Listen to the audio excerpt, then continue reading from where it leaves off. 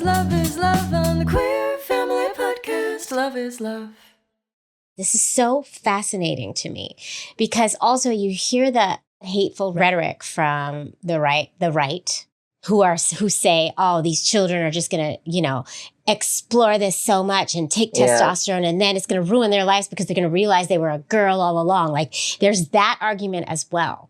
And you're showing up here and just saying, no, I went there. I thought I had to go all the way. And then I realized I'm kind of somewhere in the middle and I'm happy here. And me taking testosterone didn't ruin that for me. Right. Exactly. It just helped me find who I am kind of and where I really feel the most comfortable. And it's neither here nor there. Am I explaining that well? Yeah. And I think that's the same for you. Yeah. So I started testosterone when I think it was right before I turned 18. I started testosterone up until a year before I started trying with her.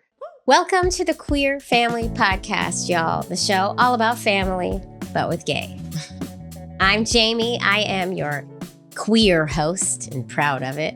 And this is the show that celebrates, uplifts, highlights, and normalizes LGBTQIA plus families in all of our beautiful identities. And I am really excited to share this here episode with you because we cover a lot of stuff here and I had a lot of amazing takeaways from this conversation.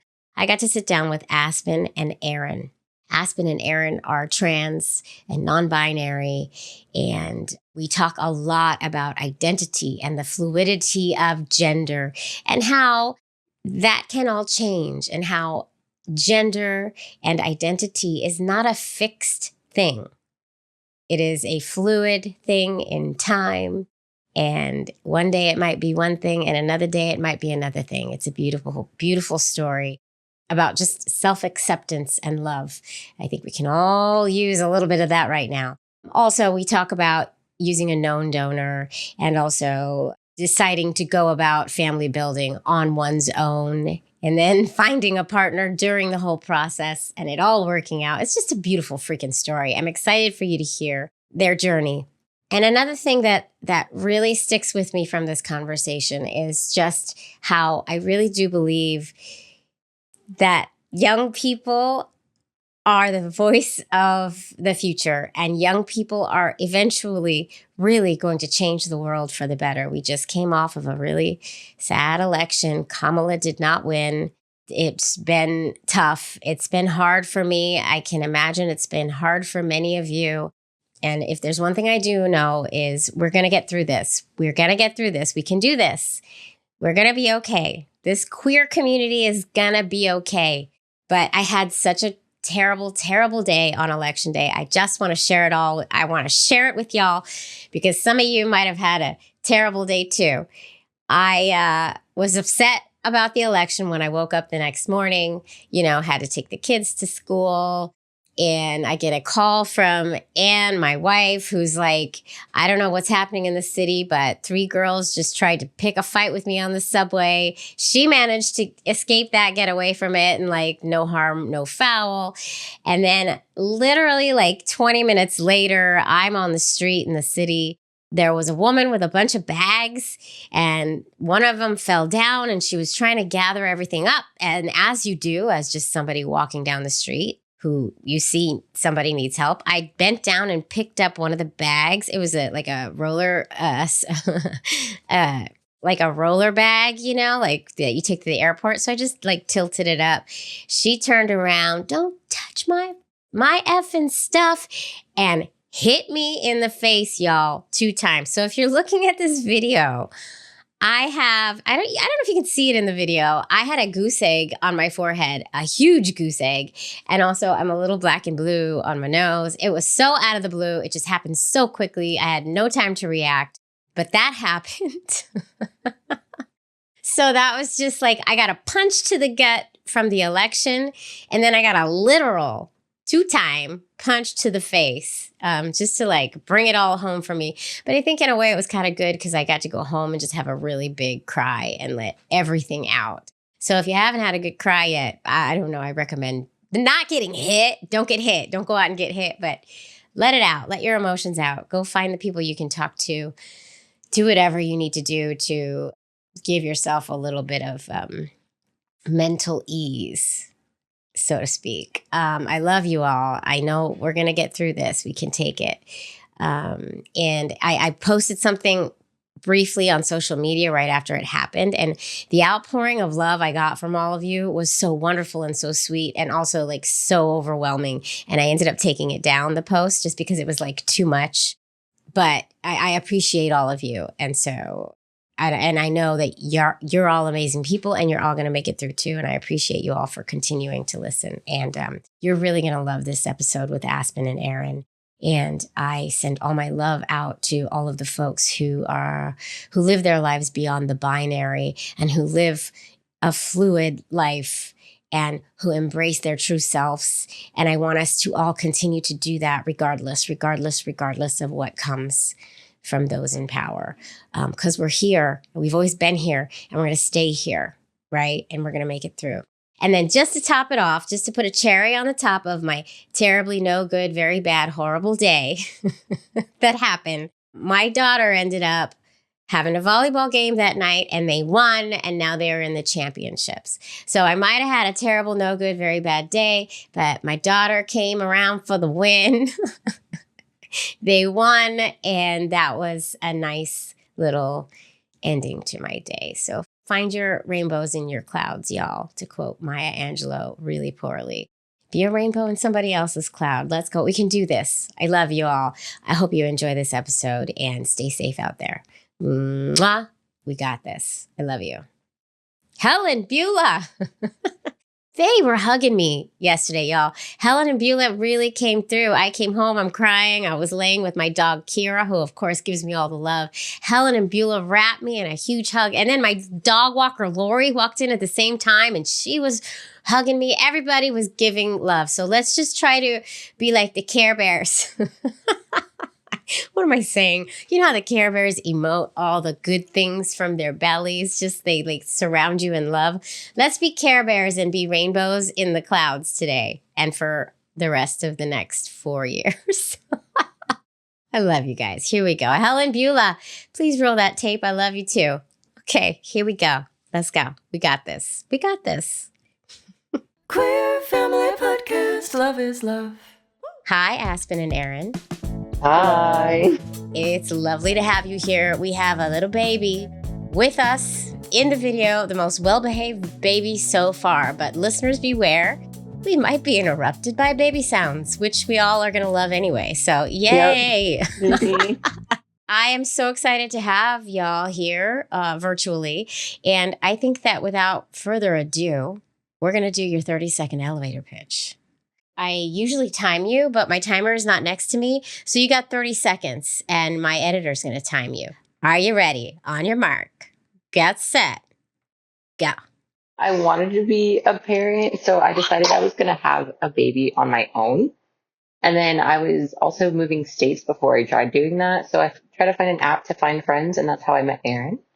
And then I guess we're going to tell the story of how we got together, got engaged, got married, moved in together, and had a baby all within a year. Whoa. Okay.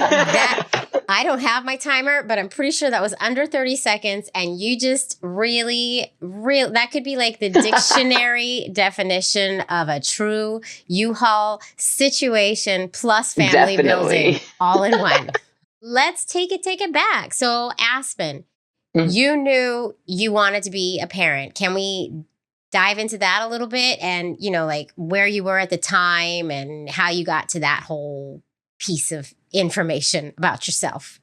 So even when I was like a toddler, I was always obsessed with babies, and I had a babysitter who had a baby, and I always wanted to take care of the baby with her.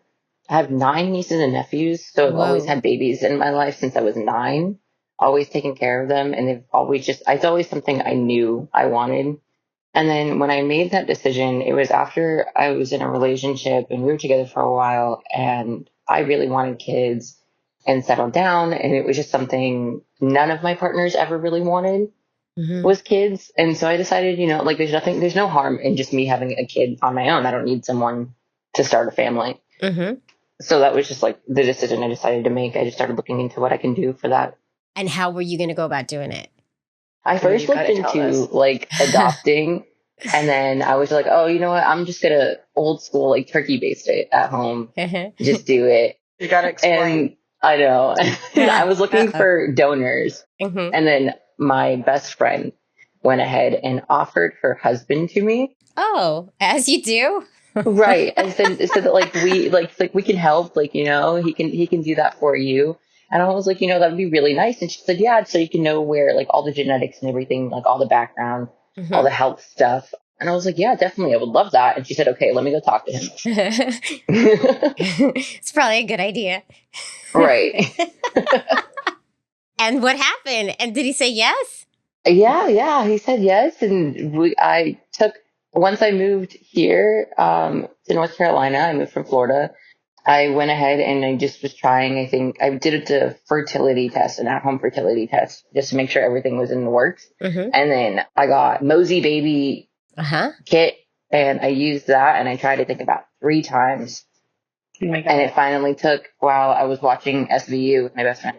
Yeah, you know, of course. Just casual things. Just, you know, casual SVU. Yeah, just making a baby while watching SVU. No big deal. Mariska Haggerty, you know. So your best friend's husband, was he coming over each time and doing like a fresh donation situation? How'd that pan out? When I moved to North Carolina, I ended up moving in with them temporarily until I was able to like find a place that I really wanted to settle down into. So I was living with them, and whenever I was ovulating, I was keeping real good track of everything. Mm-hmm. And every time I was ovulating, I would just be like, hey, it's the day, it's time. I need to do it right now, actually. And he'd be like, okay, give me a sec. Let me go in the Right. bathroom. Wow. Okay. And 3 times it only took. That's amazing. It didn't take long. Did y'all write up a contract with how the donor situation was going to work? Or was it just like verbal? How'd you go about that?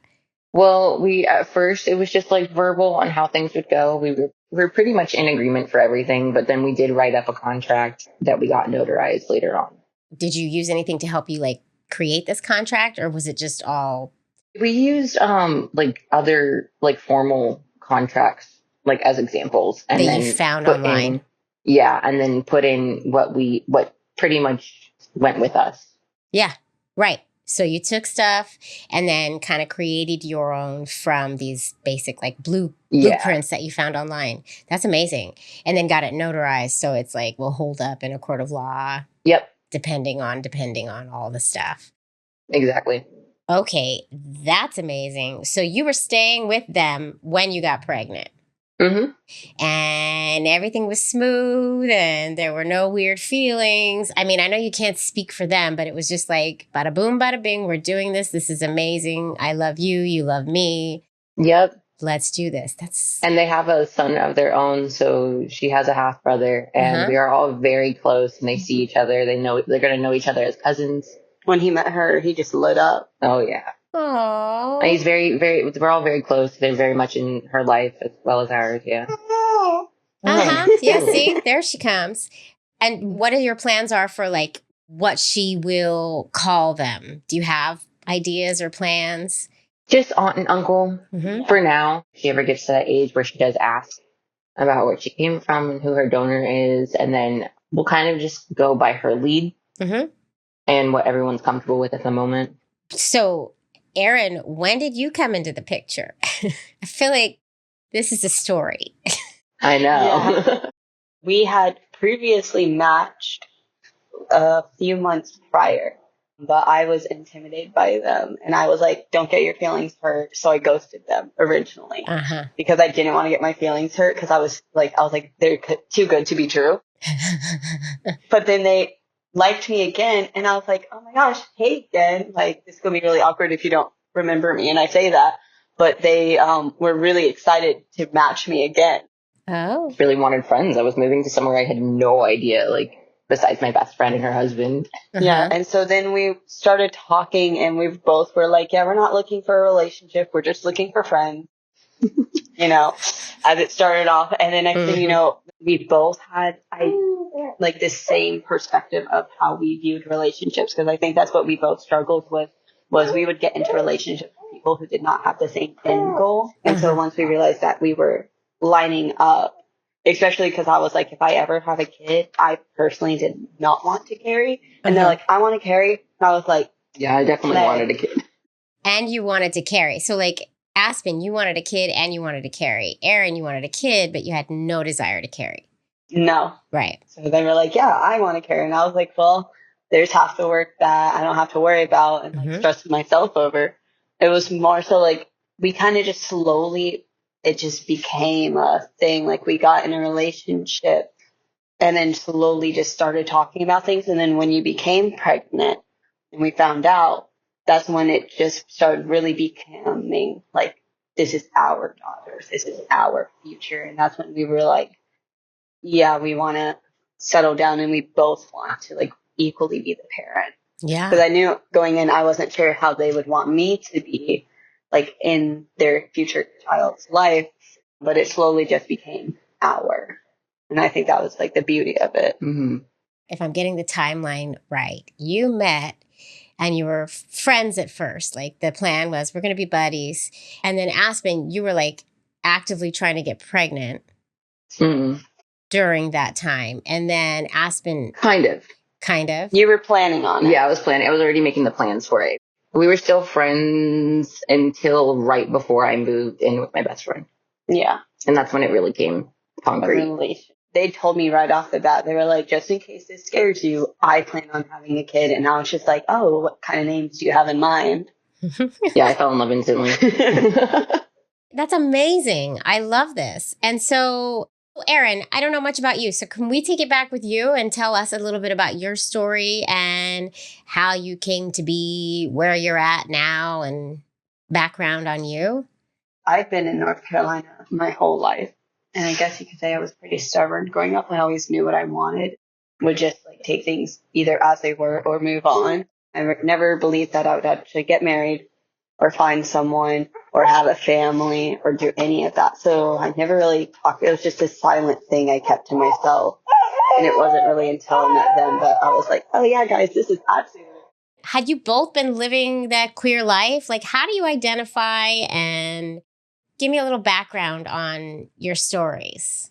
Oh my God, it's so complicated. Well, good. I love complicated. So I like always knew that I identified not in the norm at all. I went through pretty much the whole cycle of identities of trying to figure it out. But then eventually, I think I was in my junior year of high school and it started kind of clicking for me. And I started kind of experimenting with my expression and my style and everything.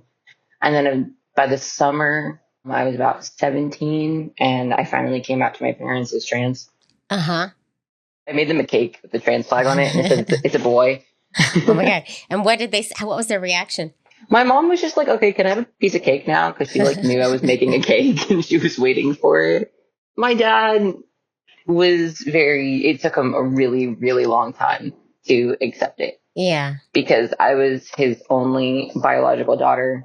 He felt like he lost a daughter. A daughter. Yeah. Yeah. Mm-hmm. So it was very complicated for him. It was very complicated feelings. And how are they now with it?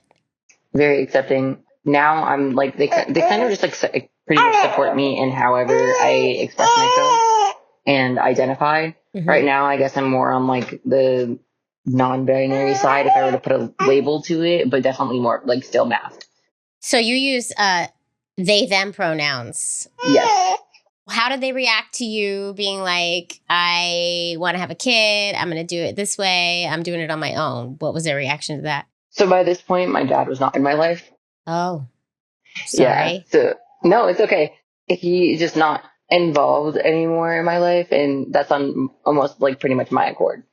Okay. But my mom was super, super supportive. I told her straight up, I was just like, I think I want to have a kid on my own, whether that's adopting, fostering, birthing a child. It's like something I I'm thinking about and planning to do within the next like year or two. Mm-hmm. And she automatically was just like, if that's what's going to make you happy, baby, then do it. Like, do what's going to make you happy. If that's what you want, absolutely do it. You don't need anyone to make your goals happen. Mm-hmm. Mm-hmm. And so, yeah, she was very supportive and like always wanting to find ways to help me move to that goal. How did you figure out how to do it? Like, how did you figure out your path? I honestly was just going through the different things, pretty much like what fostering would entail, Mm-hmm. how adoption would go. And because at first I was very wary on carrying Mm-hmm. just because of my dysphoria Uh-huh. and I have mental health issues and it's just a lot. So I'm just like, I know it's going to be a lot on my mental health and a lot on my body. And so I just really wanted to take the time to super think about it. And I did. And then I decided that like I wanted to carry. I was going to do that. There was a cheaper, easier route for literally everything. Right. Especially with the way I wanted to do it. I was just like, you know what? I found an at-home insemination kit. I found like a cheap, like $130 fertility at home kit. Mm-hmm. I was like, I can just do this. All I have to do is just buy a surplus of sperm. Right. Originally, you were going to go like the sperm bank route. Yeah. And just get enough to hopefully get yourself pregnant Pretty much. at some point. I mean, like if we're talking about the least affordable way, you're still spending money. That's the thing. Like there's for the most part, there's going to be a little bit of money involved, unfortunately. Absolutely. Yeah. Yeah. But, you found a way to do this with as little amount spent as possible. Right. Didn't they gift you the kit too? Yeah, they bought it for me. The Mosey baby kit, they decided as a gift they were going to get it for me. Who, your friends that donate? The one that did the donation. Yeah. Oh, that's nice. So super supportive. They were very excited for this. Yeah, they were very, very, very excited for this and for their son to have, a sibling / cousin, like to help me make a family because they knew how much I love children and just pretty much needed to have a family of my own. Wow. That's great. So, and then Eren, when you came along, baby making already started or it was still in talks? I'm just trying to get the timeline. It was still in the talks. So we met around, we started dating in May?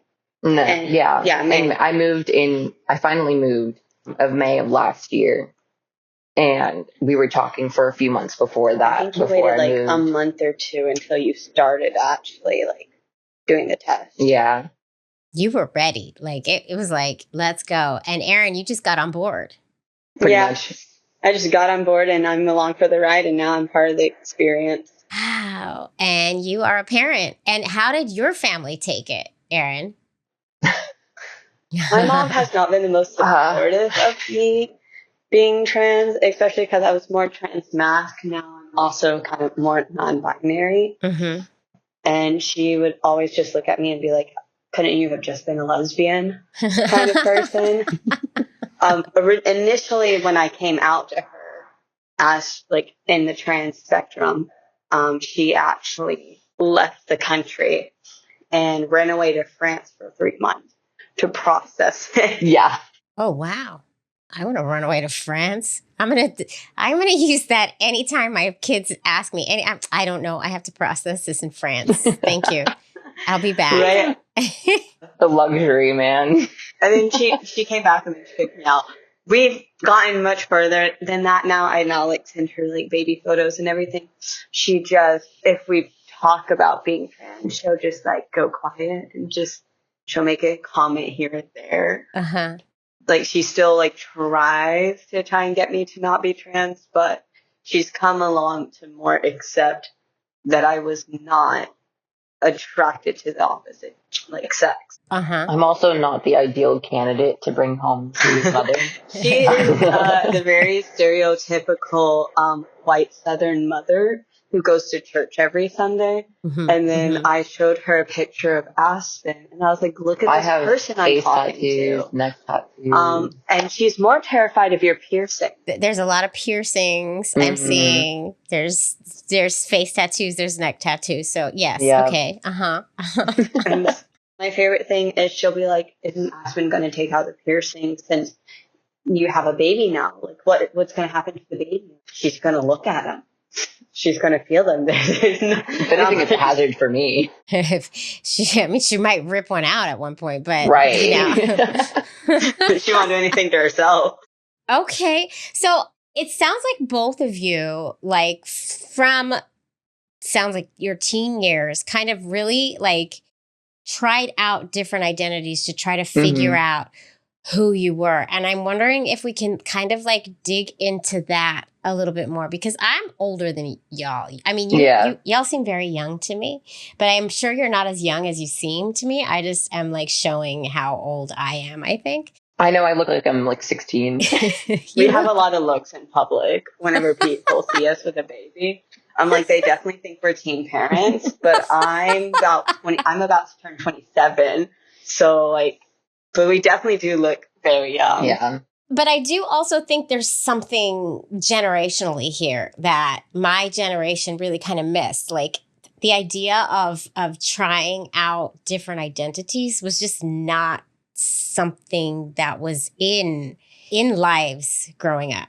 Wasn't a safe space to even do that too. Right. I think our generation was like the beginning of it, because it was very still on the hush hush when I really started. I found like online chat rooms and everything, and like just small little groups. But this next generation that's like right underneath us, I feel like for them, there's so many people experimenting. They definitely kickstarted a big thing. Yeah, there's like more play with it, right? Is it okay to say it? It's like we're playing with it, we're figuring it out, we're kind of finding ourselves by trying on different identities, because how do you know who you are, right? Exactly. Right. I think they are just a bit louder with it in a good way. Yeah. But I think they're just a bit louder with it and unapologetic. Yeah. Because there's nothing wrong inherently with being like, hey, I would like to try out dressing like this. And these set of pronouns, it's just like even with style, both of us are very alternative in our styles, but you see people who are alternative maybe for a few months and then go back to very Southern looks or something. And it's like, if you can like try out different styles, it's like say, hey, I'm going to see how this makes me feel. Right. And like find your sense of self through different experiences. I do love that. And I do think that there's a real merit to this idea of, because the issue that we all get stuck in, especially my generation and the generations before me, even more so, we get put into these boxes and then we get stuck in those boxes, right? Like I was a good student. I was musical theater girl. So I just sat in that box. And it took me so much work to even just like admit to myself that I was a lesbian. That was like, oh my God, oh my God, oh my God. You know what I mean? And now, like the idea of just saying like, this is all like ebbing and flowing. Fluid, right? It's all ebbing and flowing. Every part of life, every part of ourselves. Why are we so afraid, many, to try out different things and see, ooh, does this feel right in me? Who knows? You might find something out about yourself that you would have never, ever, ever seen before. And I feel like people our age, we're kind of like in that in between of like, we have a little bit more grace, a little bit more leeway to be a bit more fluid and like open and be able to just be out loud about it. But I still feel like a lot of us are kind of also stuck in we need to put ourselves in a box. Because, and I would definitely say, especially for me growing up, it was like so taboo. I remember like watching TV, like Law and Order SVU, and they brought up a character having bipolar, and it was like the end of the world. Right. Or even if my mom said I had something wrong, she was like, okay, tell them how messed up you are. Our previous generations, a lot of people were not allowed, or, figuring it out. So then it's this whole new branch of like, now we're accepting mental health, but we're also accepting sexual identities, learning more about ourselves. And I feel like it really stems from the fact that we weren't even allowed to figure out if there was something wrong, or different about us. And so that's even more different than just something you can't see. I definitely I tried to put myself in a box for sure. It wasn't until like within the last like year, 2 years of where I came to like really accept the fact that I'm not more on the non-binary side rather than putting myself like straight. I just kind of tell people as far as my sexuality and identity, I just say I'm queer. That's it. Just the umbrella, just queer. And the word queer, go back 20 years, that was a bad term. That was derogatory. Right. And now we're embracing that term because it's kind of this umbrella term to just say, I don't fit your binary / sexual norms. And so, don't put me in that box because I'm not, I really love the term queer. Me too.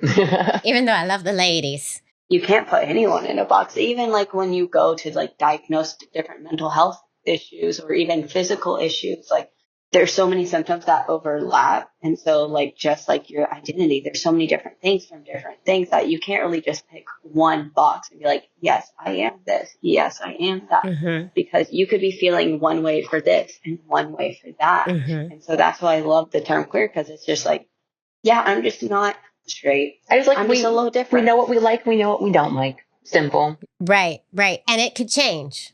Exactly. And that's cool too. I think that's also important. And that is inside this queer umbrella that Mm-hmm. that things can change. And it doesn't mean that just because I'm saying I'm a lesbian now doesn't mean I'm a lesbian forever. I mean, Right. It's most likely that I'm a lesbian forever. Let's be real, Jaimie. I think you're a little stuck there. I think I'm stuck there. It's true. But it's just interesting, right? So now we've got this whole new generation of queer parents raising children. And it's going to be really interesting to see how even me and my wife, our lesbian family, how we're raising these children to understand different identities and different ways of being in the Mm-hmm. world that are not harmful, right? That, that Right. rhetoric that they like to say that we're, weirdos trying to make a bunch of weirdos in the world. It's not that. But the way we're going to raise these children to see difference is not necessarily something scary or wrong. Right. So that being said, what is your plan for raising the baby? Like what are your thoughts on what she's going to call you as parents? And we touched a little bit about the donor and the relationship with that family, but like all in all, how do you see yourselves talking to her about her origin story and her family and how you're going to bring her up, understanding all of the many nuances that come with identity and sexual identities and gender identities and all this stuff? I am a really, really big book person. Same. So before she was even born, before I was even pregnant even, we started a book collection. As far as we have a book that explains the different colors on on the flag, each color on the flag, Mm-hmm. what different identities mean, about pronouns. We have the alphabet book. Yeah, we have the too. alphabet book. It's pretty much on identities and LGBT Mm-hmm. community in general. I have a book that's called He's My Mom. Mm-hmm. So for her to help her understand me, that she did come from me, from my body, I'm her dad. And that's how I'm going to identify. You're going to go by, dad. you're going to be dad. Mm-hmm. Uh-huh. Okay. Eren is Mutti. It's mother in German, but it's not straight mom. Yeah. And that's what we feel more comfortable with. Uh-huh. I love Yeah. it. Yeah. I just want her to be open. I want her to know that it's okay to not judge anybody and just try to be as open as possible when Mhm. it comes to learning and meeting new people. I don't want to push anything on her at all because I feel like that can just be just as damaging. Mm-hmm. I just want her to grow up and learn and make sure she's happy and safe. As simple as that. She will learn about me and my identity and where she came from. I want to get her books on as far as having a sperm donor. Mm-hmm. And she'll have that when she's ready and she asks about it. But beyond that, just like you would raise any other child, to be honest. Like if she has questions, we're going to answer them. I think our best goal is to just tell her about like trans people and queer people in general, as it's like it's an everyday topic. Mm-hmm. Because like most of us, when we were introduced to it, they were like, Right. like, and it was like a whisper. Yeah. You always whisper the word lesbian. Oh, yeah. She's a lesbian. Like, Right? You have to they're- whisper. They're you know, and so we're just Exactly. going to be like, we love each other. We had you. They love each other. They had their kid. It's just like different people fall in love. Different people experience different things. If you fully meet someone who's like fully like male to female or female to male, we'll be like, yeah, like if they open up to her about it, we'll be like, yeah, he used to be a she, but realized that he's not, and it's more comfortable, and we're just going to tell it how it is. Easy in the passing, and that's it. Exactly. Because it usually it's just a few seconds. They're like, that's cool. Anywho, let me go watch Bluey. Like, right. they're not going to focus that hard on it. So we're just going to just be very simple with it. Just conversation, easy conversation. And that's what, I've spoken to who I lovingly refer to as Lisa the therapist, and many times. And she wrote a book all about donor conception, and she's an adoptive mother. And she talked, the very first interview I did with her years and years and years ago, she talked about this theory that comes from the adoption world, and it's called the drop the seed theory.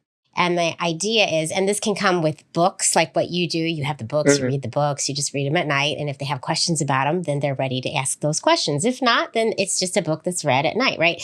But it's like you're just constantly dropping the seeds of who you are and who they are. In casual conversation, the seeds are just constantly dropped. And when the child is ready, the child picks up the seed and asks about it. I want her to pretty much know all the time. Right. Who she is. So there's never any sense of betrayal of like, wait, I didn't know that. You never told me this. You never told me this about. No. This has been a part of our family conversation since the day you were born, basically, right? And you already have it. You have the books.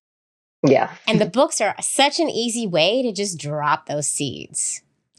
We just read them this is bedtime story time, and this is the books we read at night. And when they're ready, they take in what they're ready to take in. Exactly. You're not like reading Ruby Fruit Jungle to her at bedtime. We're not reading, you know what I mean? Like, it's age appropriate stuff. It's picture books, but when they're ready, they pick those seeds up. And it's something that it has stuck with me to this day. And anytime I find out anything new about my kid's donor or anything new, even just about the queer family community in general, because I'm doing talks like this all the time with folks. Yeah. I just start figuring out a way to drop that seed into our normal family conversation. Like when I realized, oh my God, I've never talked about donor siblings, and they definitely have them. I was like, all right, well, now I got to start dropping that casually into convos. Your podcast has pretty much shaped a lot of like my views on how I'll do some of the things with her. Hearing from other parents and how they went about it, hearing from the therapists and guests that you have on here, it just gives me a lot of ideas and how I would like to go about things. Which same went for my labor and birth with her, because we had a home birth. Oh yeah, she was 100% homegrown. Yes, she was. That's like, listen, it's very rare in this community to have a fully homegrown baby. How'd that go? How'd the home birth go? How did this podcast help with that?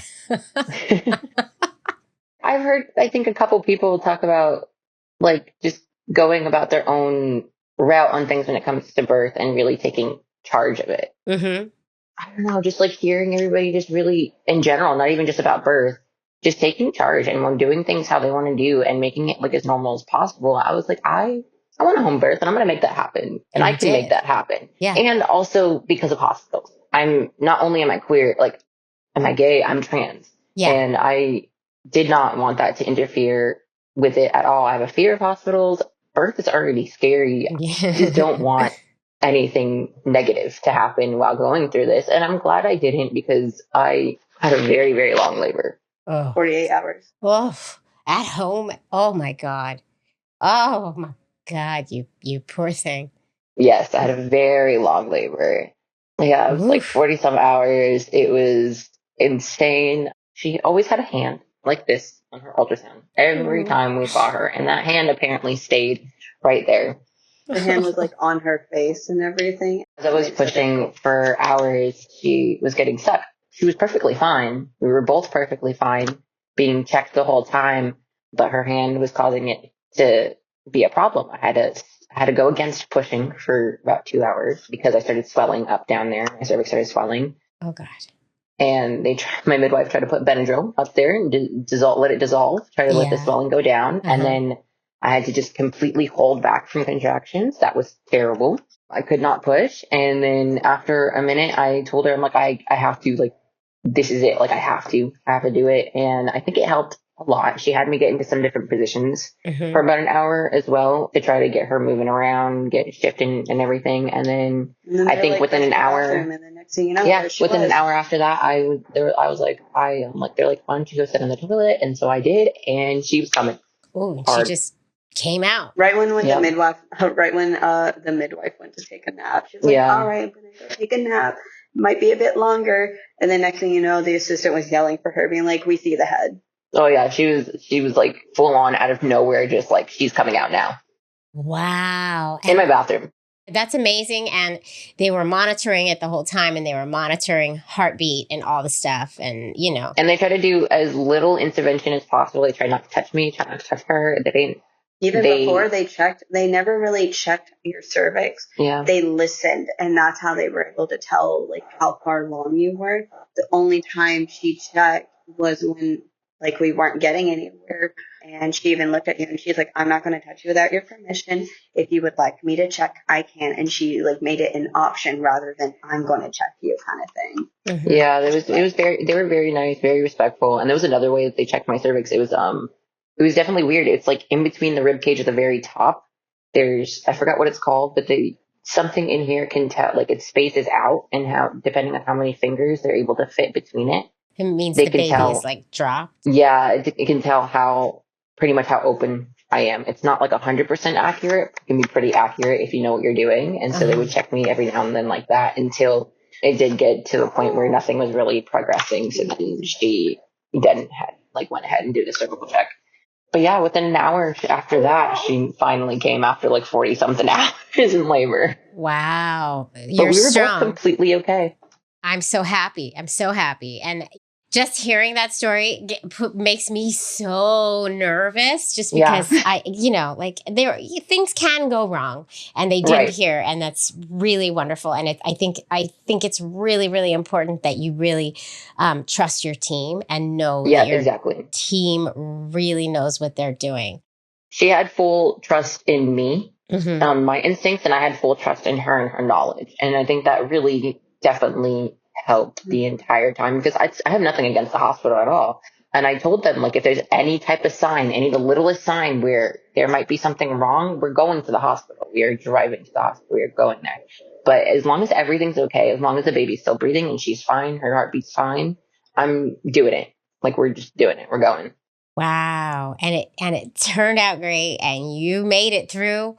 Whew, you made it through. All 7 pounds and 6 ounces came nice and healthy. Good job. Good job.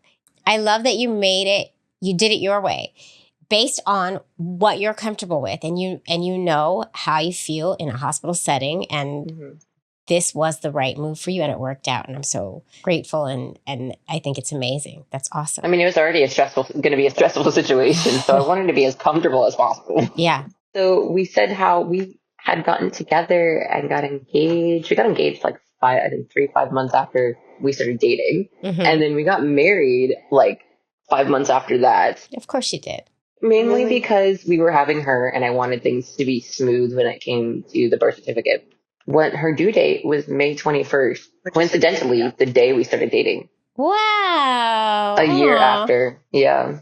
But she was born 5 days after. Well, that's how she that said, works. I'm going to have my birthday, and you'll have your anniversary. You don't need to share that. Nobody needs to share that.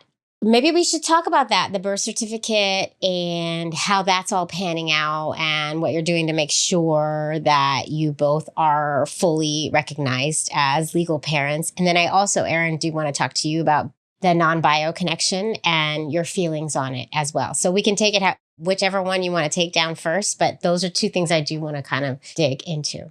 I know, sorry, we're jumping around a bit, aren't we? That's okay. That's what I do. I can quickly go over the birth certificate. It was really simple. I just took her information, all the information that the midwife gave us for her birth, and I went to the office to apply for her birth certificate.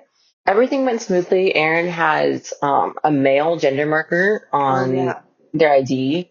Oh. Got that changed a while ago. I had been on testosterone for a little over a year, and I about like 6 months into it, my doctor was like, okay, take this to your DMV and they'll change your gender marker. So like if I ever get pulled over and I was like, had a lot of like masculine features and then it said female, Right. that was obviously might cause issues. And even though I was microdosing a lot, but just for like the safety of me, I gotten my gender marker changed to male.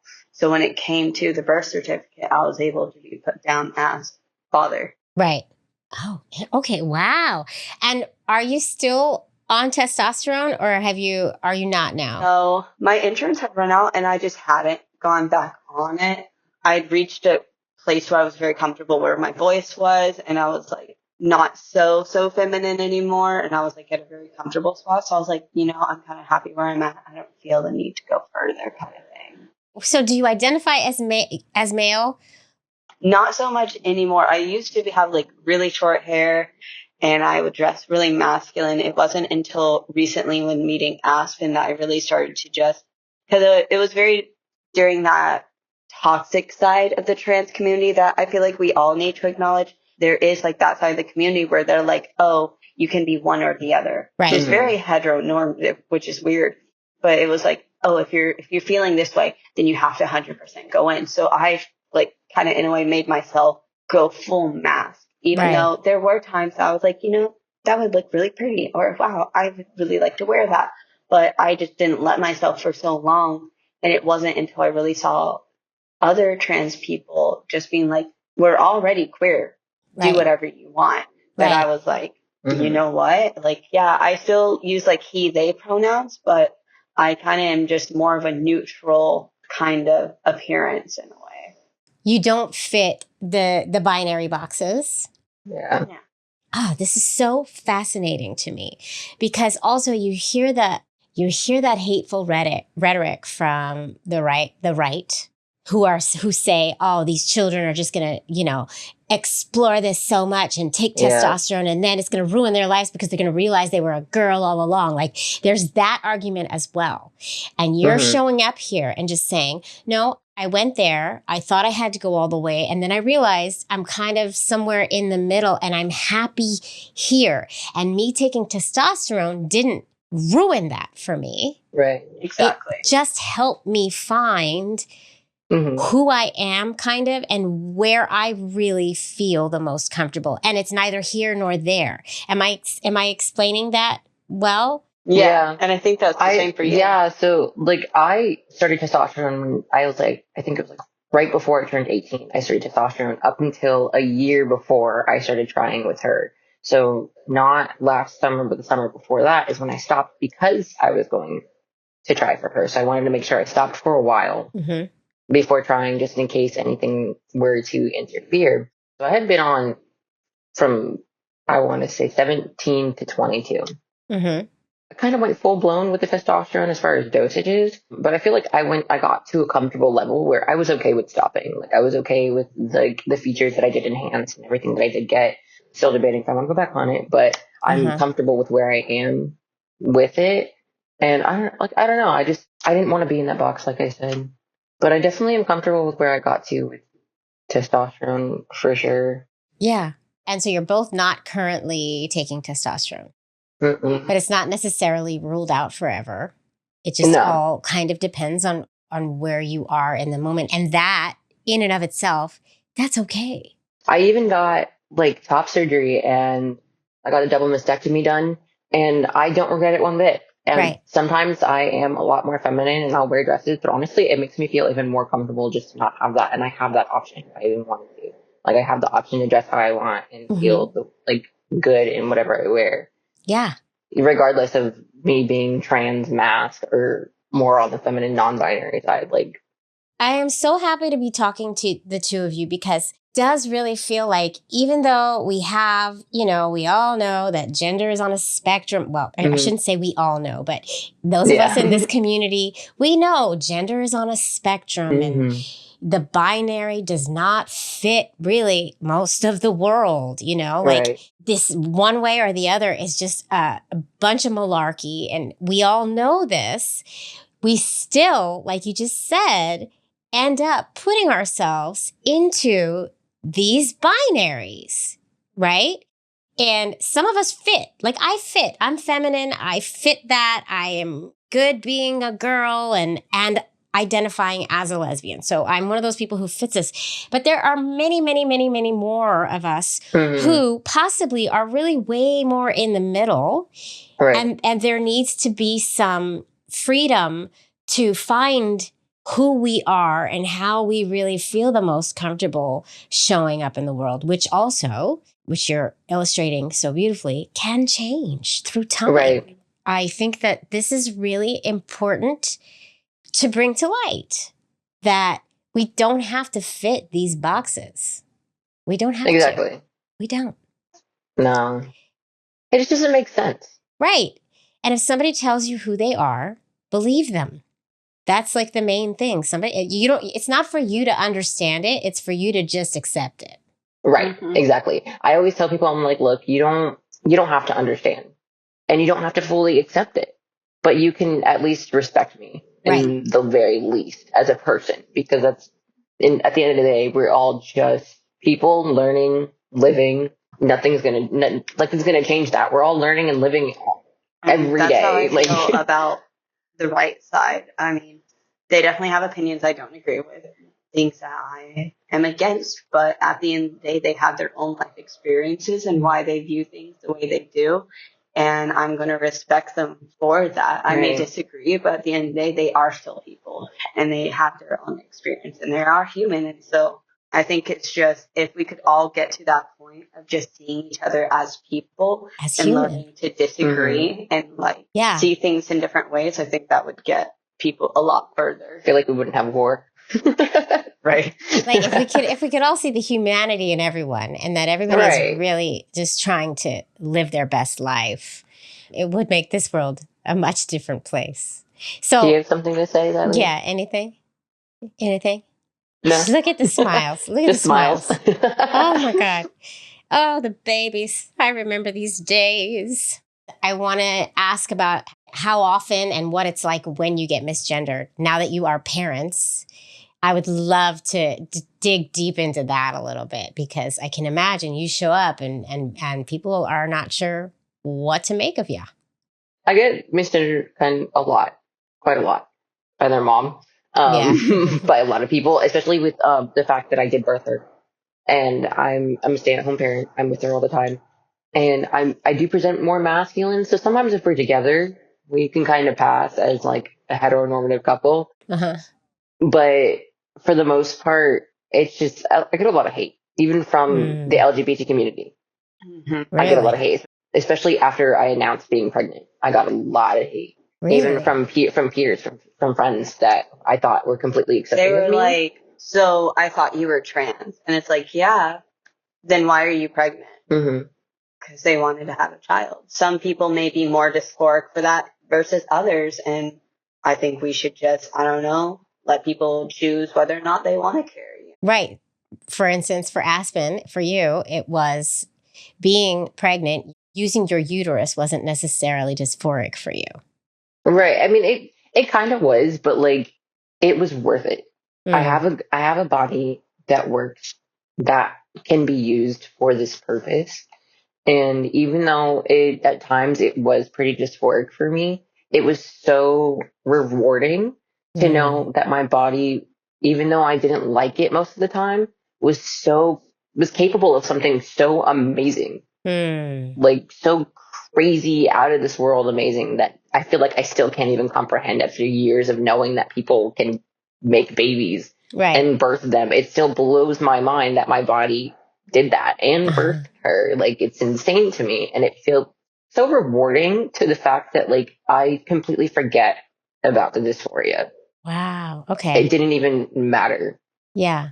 But yeah, I got a lot of hate from it. I got a lot of nasty people. I even posted a thing, like an anonymous, like, questions, anybody that wanted to ask about the process I went through and birthing and breastfeeding, because I did not breastfeed because I don't know how to breast.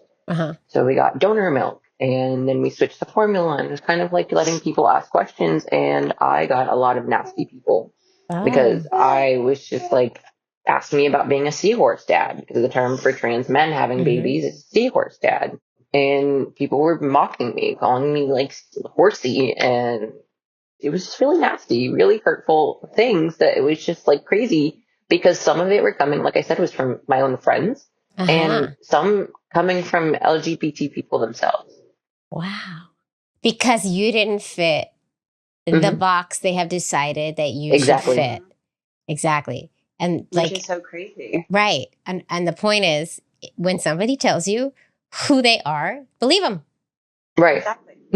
I'm just, Right. this is it. This is my story. And I still am the same person. Right. And this is what I wanted to, yeah. Ay, ay, ay.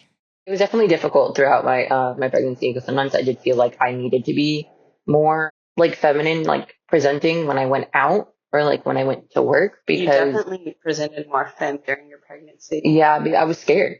I Mm, honestly was just scared because I didn't know what people were going to think of me. yeah. Like I do look more masculine, so even if I didn't do such a feminine outfit but not such a masculine outfit, I was scared people were going to automatically clock me as a lesbian and then get hate from that. Right. And it was just a lot of like fear around it for sure. So sometimes I definitely just made myself really, really feminine Right. and let people call me mom and think I'm a girl because I was just more scared of what was going to happen if Right. they knew the other part. God, we got a long way to go, it feels like sometimes. So Eren, let's dig into your non-bio parent feelings and all the things. So, fun fact, I'm actually adopted.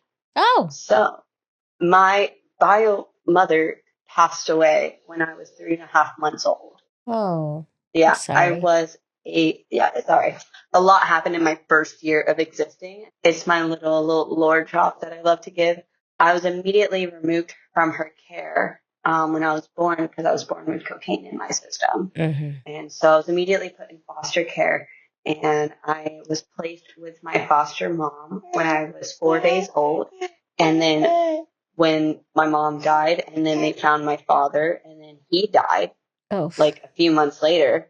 Then I was orphaned, and they told my foster mom that she would be first in line to adopt me. And so then she became my mom. Okay.